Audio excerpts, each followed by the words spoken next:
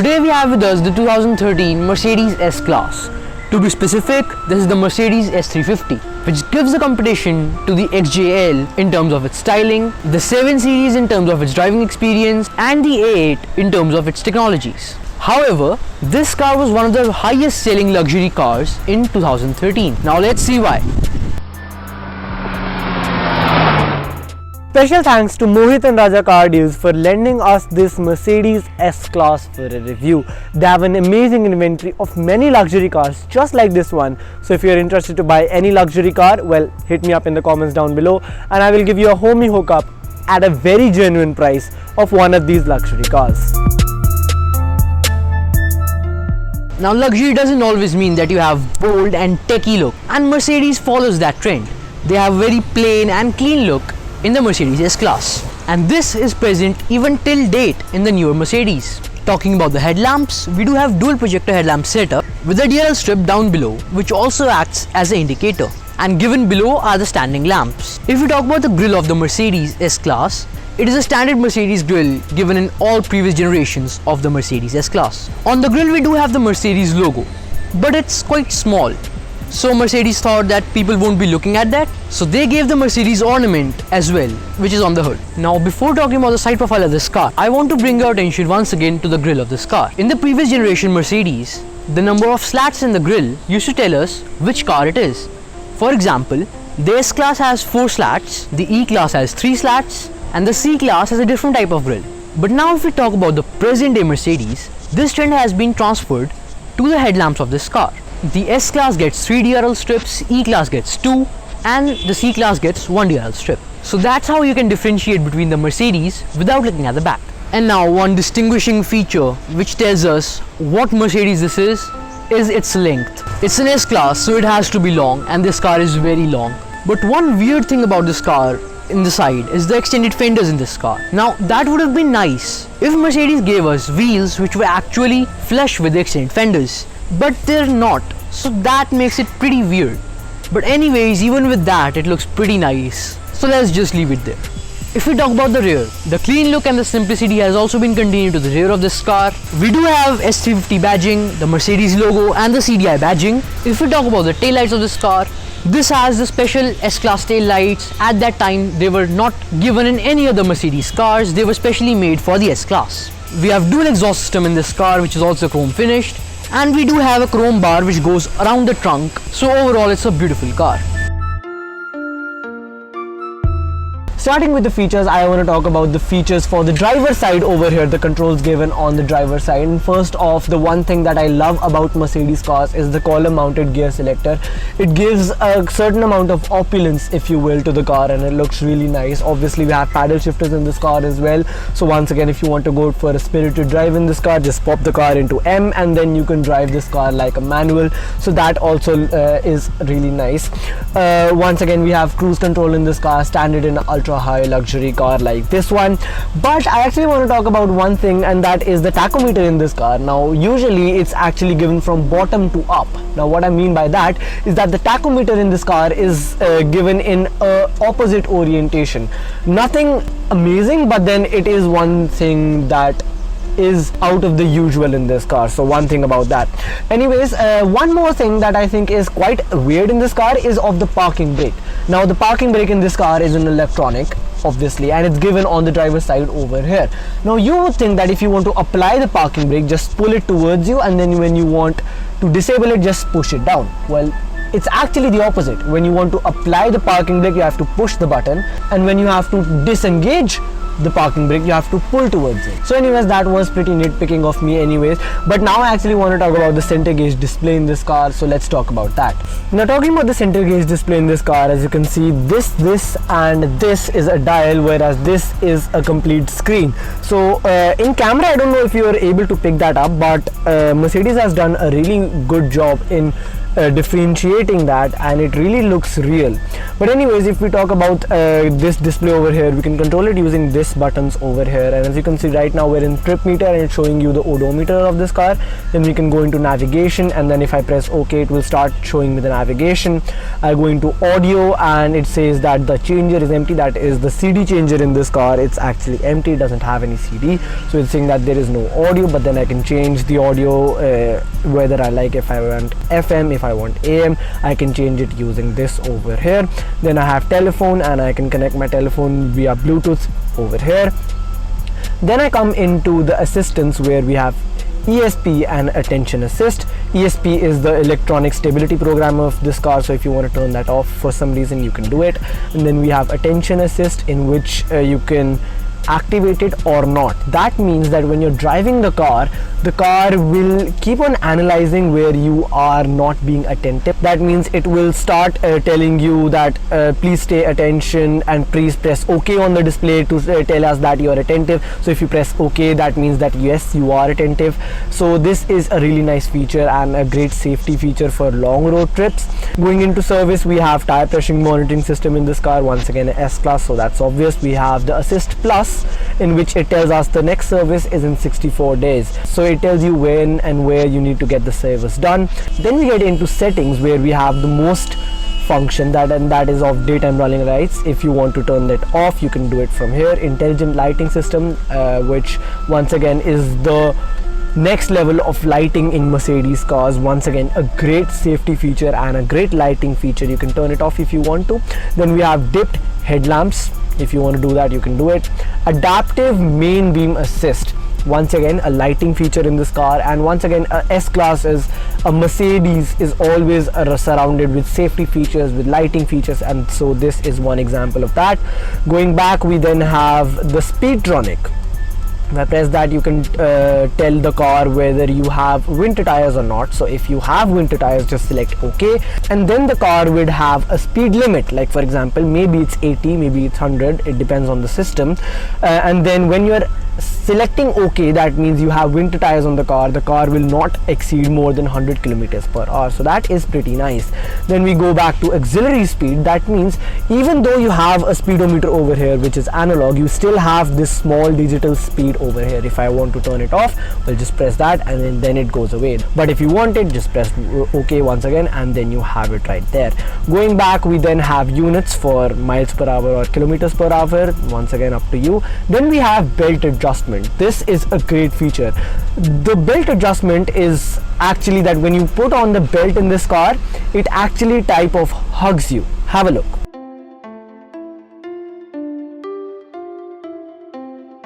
So yeah, that was pretty amazing. It actually grips you more into the seat, and I think that is a pretty great feature.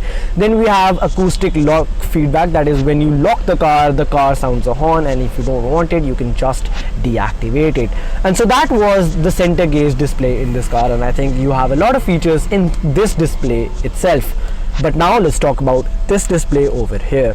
And so talking about the infotainment display in this car, obviously we have the normal features such as audio, telephone, FM radio and all that stuff. So we're not going to be wasting our time talking about that. We'll rather be going into the vehicle settings, in which we have a lot of different features, and I actually want to talk about a few, and especially the dial in this car, which is just amazing. So you can see a lot of features on your displays right now that this car provides you. Just have a look to see all of them. And now that I've reached the end of the list, this dial is not rotating anymore. So that means it actually gives you feedback depending on what is showing on your display. Because the list is now finished, I can't go anywhere forward. The dial is also not moving to tell me that I can't move any forward in the list. Similarly, if I had something to move on to, I could easily move that dial, but now that the list is finished, I can't. And I think that this is amazing. And this feature is not regarding just this list over here. If we go into any list in this car, the dial does the same. This is just amazing feedback from this small dial, and I think it's really nice. And now if I talk about the few features that we saw on the display, first was the tow away protection system. Now what that does is when you activate that, if someone wants to tow away your car without your permission, I mean when the system is activated, the car would then start the alarm. That means it would alarm you that someone is towing away your car. Once again, a great safety feature. The next feature is of interior motion sensing. Now what that does is, for example, maybe you go to the supermarket and you have your kid or maybe your pet along with you and you forget them in your car. I hope you don't do that, but just say you do. So when that system is activated and your car is locked, if something moves inside your car, the car would start sensing an alarm telling you that something is moving inside your car, so go check that out. So once again, a great safety feature. Coming into the rear seats, I want to talk about rear seat entertainment because obviously it's an S-Class. You obviously have rear seat entertainment in this car, but then the screen is pretty standard. You have audio and video features, like for example which DVD you want to watch, what kind of music you want to hear, and then you have a headphone jack over here to put on earphones so that you don't disturb the passenger next to you. So that's all about the rear seat entertainment. And now outside the car, I want to talk about one feature, and that is of soft closed doors. Now the thing is, there are a lot of people who just bang their doors on the cars, and that might hurt the car, right? But not in the Mercedes S-Class. When you open the door, and no matter how hard you push it, it's always the motors that actually close the door. The door opens, and then when you close it, no matter how hard, it's always the motors that close the door. Till the body panel, it's your push, but then when the car hits the body panel, it's always going to be the motors that are going to do the work and not your actual effort. And so this prevents the car from being hurt from those people who just bang their doors really hard on the car. And now there is one more feature that I want to talk to you guys about, and that is of the door stability. Now this car doesn't have those normal door locks. That means you can keep the door stable wherever you want. I want the door to keep stable over here, well, you can do that. As you can see, if I want the door to be stable over here, well, you can do that, and the door is just going to wobble around, but it's not going to close on you. So that's a pretty great feature. For the practicality session, I would first like to talk about the glove box in this car. When we open the glove box, it is a quite large glove box, as you can see, and it is also organized. You do have 2 pen holders and multiple card holders in this glove box. You also have a media port over there and a remote for controlling the display, and over there you have a light, an AC module and 12-volt charging socket along with a USB port. Moving to the center console, we do have a covered CD changer, but I like the way it opens. As you saw, it first comes out and then it comes down. Below the CD changer, we do have 2 covered cup holders, and above that we do have an ashtray which is also covered. But the good thing about the cup holders is that they can also be removed and used to make a center console storage. On the ceiling of this car, you also have a sunglass holder. The armrest in this car also doubles as a center console storage, but the unique feature in that is you can open it either ways. For example, you can open it like this, and you can also open it like this. Now this is an amazing feature that you can open it both the ways. Anyways, if we talk about the actual storage space, it's a moderately deep storage space, and you can store some things in this. On the passenger side footwell area, I also have a seat net. On both the driver's and passenger side doors, you do have a covered storage cubby which is divided into 3 parts. Now for the practicality in the rear seats, we do have seat pockets for the passenger as well as the driver's side seat. On the door we have an ashtray. And now when we open the middle seat, it acts as a center console storage. When we open it, it has enough storage space. In front of the armrest, we also have 2 retractable cup holders. Now the most important part of practicality session is the trunk. First we're going to talk about opening this trunk. There are 3 ways to open this trunk. The first is on the key fob, second is on the driver door near the window controls, and third is the request sensor given below the trunk. This trunk is not an electronic tailgate, although there was an option to get it done by the factory. Now if we talk about the actual trunk space, considering the size and the length of the car, it is not quite that large. The reason behind that is the enormous amount of legroom in this car, which you will see in the comfort part. But talking about the organization, we do have one hook to hang some things like grocery bags and etc. And on the either side we do have net pockets to store anything. As told earlier, it's not an electronic tailgate. But the good thing is, it's a soft close trunk. Just touch the trunk with the car body and trunk will do its work. And so now let's talk about comfort, the biggest aspect of the Mercedes S-Class. Well, my initial impressions are that these seats are very soft. They're so comfortable, like literally after the Rolls-Royce and the Audi A8L, I mean seriously, those are just brand new cars, and this is a 2013 model, a difference of 7 years, and I'm still telling you that this ranks 3 for me. Like, these are one of the most luxurious and comfortable seats I've ever sat in. And obviously, being the front seats, I can obviously move the seat back and forth, the backrest back and forth, and in this car the headrest as well. And because it's a Mercedes, so obviously all the controls are given on this side. But if you want to choose the lumbar support in this car, all of that has to be done from this side over here. So you can do it in the screen and using this dial over here once again. So that is pretty amazing. And now let's move on to the rear seats and see what they have to say. And now coming into the rear seats, you just saw that I was sitting in the front seats, and if I sit in here properly, well, I really don't just need to tell you how much legroom I have. It's easily above 1 feet, and like we said in the practicality as well, the reason for the trunk to be small is this legroom over here, and this is justified. I mean, how much more legroom do you want? If I talk about the headroom, well, that is pretty awesome as well. So that is why I think that this car is very spacious, and there is no doubt about that. But if we talk about the other features, and that is of obviously reclining seats, so if you want to lie down in your chair, well, you can do that pretty easily in this car, and you can have a really relaxing journey in your Mercedes S-Class. But I actually sat in the wrong seat. It's that seat you want to sit in. So let's go over there. Alright, so this is the seat you want to be in, because this is the seat behind the passenger. Because if you have this car as a chauffeur driven car, well, this is an amazing seat. Because the thing is, obviously you can recline this seat as well, but then the problem is when you recline it, let me just do it forward first of all. Alright, so this is how far back this seat goes, but then if you look at it, I have a decrease in legroom, not that I need more, but if you do, just press this one button and then you can move the front seat as well, and that I think is the pinnacle of luxury in this car. But then just wait for it to happen. And so I guess I have a lot of room in this car, and I can pretty easily just lie down in my Mercedes S-Class. So I think that this is an amazing feature. But then if you look at this window over here, you also have a sunblind.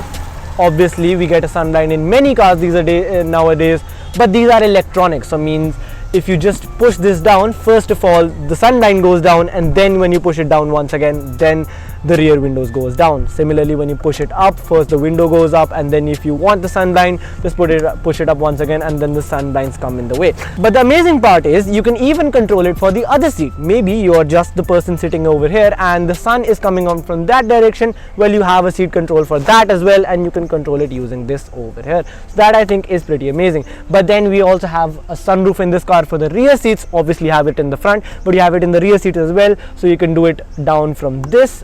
That's pretty amazing. And then you have a rear sunlight in this car as well, so you can put it down by this button over here. So that was an official overview from Garage Reviews of the 2013 Mercedes S350. And what an amazing car this is. The amount of luxury, the amount of opulence, the amount of features in this car is just amazing.